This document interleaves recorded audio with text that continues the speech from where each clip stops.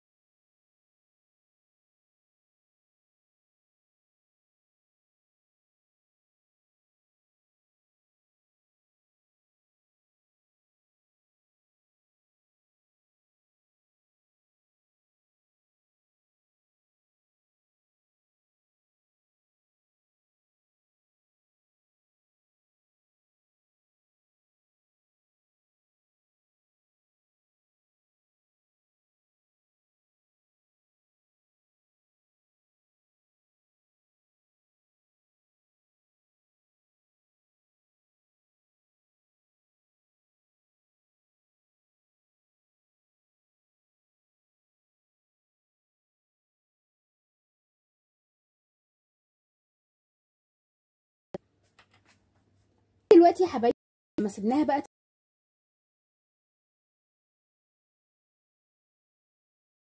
الكيس اللي تحبيه وتقطعيها التقطيع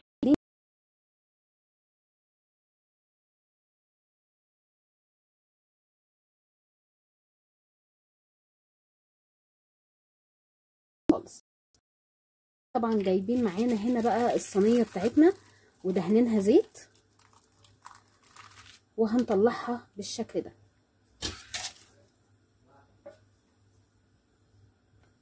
هنطلع كده كل الكميه كده معانا، هنطلعها بقى كده في الصينيه بتاعتنا. طبعا احنا بعد ما سيبناها تستريح شويه بتطلع بكل سهوله معانا اهي.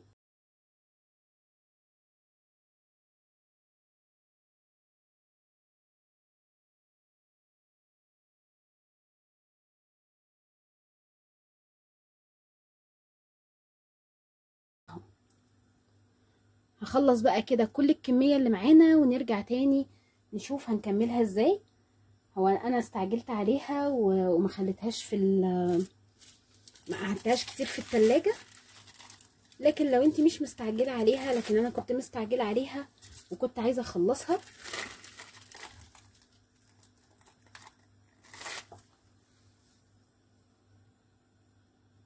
هيطلع حلو جدا واحسن ما بنشتريه من بره، بجد حاجه كده تحفه. نخلص كل الكميه ونرجع تاني مع بعض نشوف هنكمل وصفتنا. دلوقتي يا حبايبي احنا مشغلين الفرن ومسخنينه كويس جدا، هندخل الصينيه بتاعتنا في الفرن ونرجع تاني نشوف وصفتنا هتكملها ازاي. بتمنى ان الوصفه تعجبكم وتكون خفيفه على قلبكم يا رب العالمين، وتزوروني دايما على قناتي وتعملوا لي لايك وشير وسبسكرايب للقناه عشان يوصلك كل جديد، وكومنت ظريف كده عشان ده اللي هيرفع معانا الفيديو باذن الله تعالى. كده يا حبايبي شكل البسكويت بتاعنا بعد ما طلعناه كده من الفرن دايب خالص معانا، بجد تحفه. دي كده التسويه بتاعته. دلوقتي بقى هنطلعه دلوقتي ونفرزه كله كده، ونبدا نعمل الحشوه بتاعته، الشوكليت من جوه والشوكليت من بره. اتمنى ان الوصفه تكون خفيفه على قلبكم يا رب العالمين، وتعملوها يلا لاولادكم، لان بجد كده بيبقى طعمه عظمه جدا. يلا بينا كده نطلع كل الحاجات دي من الصينيه ونبدا فيها ان احنا نزوقه مع بعض. ودلوقتي يا حبايبي حطينا كده معانا الشوكليت، واهم حاجه بقى في الخطوه دي ان احنا لازم الشوكليت بتاعتنا تكون نوع كويس جدا. وغلينا اللبن كده وهننزل على الشوكليت كده معانا علشان نعمل نسيح الشوكليت بتاعتنا كده باللبن. بجد بتبقى طعمها عظمه جدا، بجد مش هتخليكي تشتريها تاني خالص لولادك من بره. هتبقى اسرع حاجه واسهل حاجه ممكن تعملها لهم. بس هي ايه دربكه بقى ايه الكحك والبسكويت، حبينا ان احنا نفرح الولاد الاول كده مع الحاجات دي. خلاص كده هنسيبها كده وهتدوب دلوقتي فيها خالص.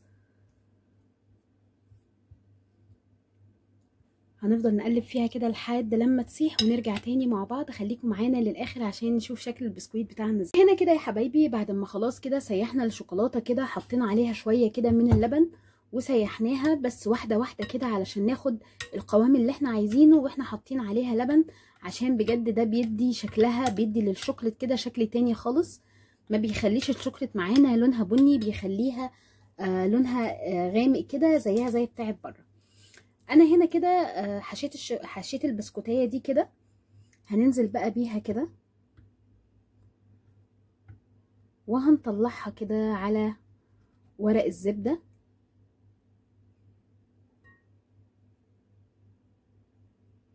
وهنصفيها كده بقى، وهتاخدي احلى من بيمبو بتاع بره. بجد هو دلوقتي اصلا ما بقاش طعمه حلو زي بتاع الاول. دلوقتي بقى انتي تعمليه لولادك بجد طعمه اطعم. الولاد من ساعه ما عملته الولاد رايحين جايين بيه كده، حاجه كده عظمه. وهنخلص كده كل الكميه اللي احنا عاملينها كده مع بعض. بجد طعمه تحفه جدا. وتقدري بقى تظبطي السوا بتاعك، عايزه تخليه يبقى كريسبي اكتر، عايزه تخليه فاتح شويه. تمام، انا بصراحه بحبه كده كده، بيدي طعم حلو جدا. وحته بقى العسل النحل دي بتدي للبسكوته طعم تاني خالص بجد. ممكن تحطي معاها معلقه قرفه، ما بتدهاش طعم قوي بس يعني بتخلي طعمها حلو، فيها بتبقى طعمها حلو برضو.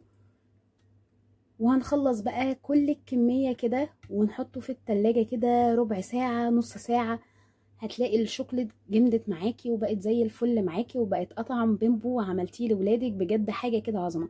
بتطلعي كده على ورق زبده، والزيادات بقى انت بعد كده بتتخلصي منها بقى في البسكوت. هنحشي كده كل الكميه ونرجع تاني مع بعض نشوف اطعم بسكوت بيمبو ممكن تعمليه لولادك. بجد بقى تحطيه في اللانش بوكس تاخديه معاكي النادي، حاجه كده تحفه جدا. خلص كل الكميه ونرجع تاني مع بعض. يا حبايبي خلصنا كده بسكوت البيمبو القمر بتاعنا كده، عملنا لاولادنا بسكوت البيمبو القمر ده كده.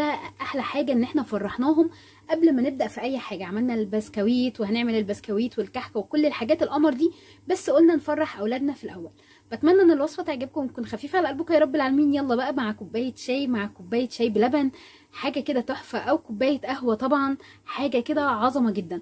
طبعا دي شوكليت طبعا بتبقى بتحب القهوه جدا جدا. انا بصراحه بحب الشوكليت جدا مع القهوه، بجد بتبقى طعمها تحفه جدا.